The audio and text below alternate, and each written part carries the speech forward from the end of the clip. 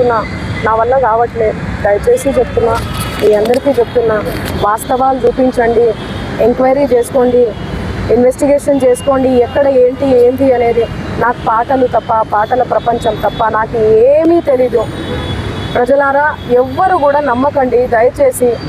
Media మిత్రులారా, మీరు పెట్టేదానికి కింద కామెంట్లు చూసి కుమిలిపోతున్నా, నా వల్ల కావట్లేదు అసలు. దయచేసి చెప్తున్నా, నేను తప్పు చేస్తే మళ్ళీ చెప్తున్నా, నన్ను ఎక్కడికైనా పిలవండి, నేను ఎక్కడికైనా రానికి సిద్ధం. ఏ పోలీస్ స్టేషన్ గడప తొక్కనికన్నా సిద్ధం, జైలుకి పోవడానికి కూడా సిద్ధం. నాకు అసలు ఆ బాధితుల్ని చూస్తుంటే ప్రాణం పోతే చాలా బాధ అనిపిస్తుంది. వాళ్ళు నా మీద అనిపిస్తున్నా కూడా మంగ్లీ అని చెప్పి, ఏమీ లేని మంగ్లీ అక్కడ, అసలు మంగ్లీకి సంబంధమే లేదు. వాళ్ళు చెప్తున్న బాధ అనిపిస్తుంది నాకు. ఎందుకంటే ఆ పేదరికం నుంచి నేను వచ్చాను, నాకు తెలుసు అది ఆ పెయిన్ ఎట్లుంటుంది అనేది. వాళ్ళ దగ్గర నుంచి వాళ్ళని ఏమనాలి అసలు నాకు అర్థం కావట్లేదు నోటితో. ఆ మధు నాయకు, ఆ హేమకాంత్ రెడ్డి, ఈ సుబ్బారావు, ఏంది అసలు ఈ గేమ్ అంతా ఏందో నాకు అసలు ఏమీ కూడా అర్థం కావట్లేదు. గత 30 రోజుల నుంచి నా ప్రోగ్రామ్స్, నాకు అన్నీ కూడా రికార్డింగ్స్ అన్నీ కూడా వదులుకోవడం జరుగుతుంది. నాకు అసలు దయచేసి చెప్తున్నా, చేతులు జోడించి చెప్తున్నా, నా తప్పు ఉంటే నన్ను ఏ శిక్ష విధించినా కూడా నేను పడడానికి నేను రెడీ.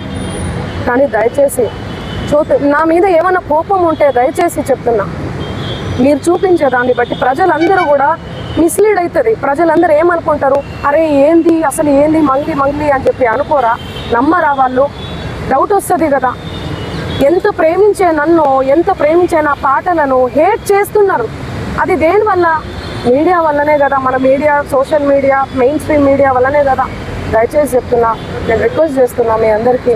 నేను అసలు ఒక్క మాట కూడా అనట్లేదు మీడియా లేకపోతే అసలు నేను సోషల్ మీడియా లేకపోతే నేను మళ్ళీ చెప్తున్నా, నేను లేను.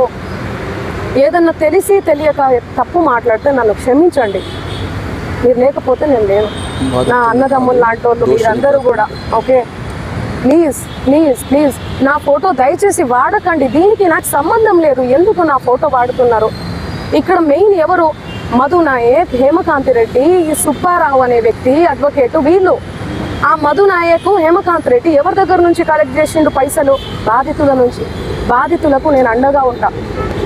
ఏమైందో ఇది, బాధితులకు న్యాయం జరగాలని ఈ కేసు ఏమైనా ఇట్లా అవుతుందో ఏమో తెలియదు, భగవంతుడికి తెలుసు తేరుక. కానీ నేను వాళ్లకు తప్పకుండా అండగుంటా. వాళ్లకు న్యాయం జరగాలి. ఈ మధు నాయక్ని, హేమకాంత్ రెడ్డి గారిని, నా మీద బ్యాడ్గా దుష్ప్రచారం చేసిన అన్ని సోషల్ మీడియా ఛానల్స్ అన్నీ కూడా తిరిగి దుష్ప్రచారం చేసినటువంటి ఆ సుబ్బారావు గారికి కూడా చేతులెత్తి దండం పెడుతున్నా. వాళ్ళని కఠినంగా శిక్షించాలి అని చెప్పి పోలీస్ శాఖ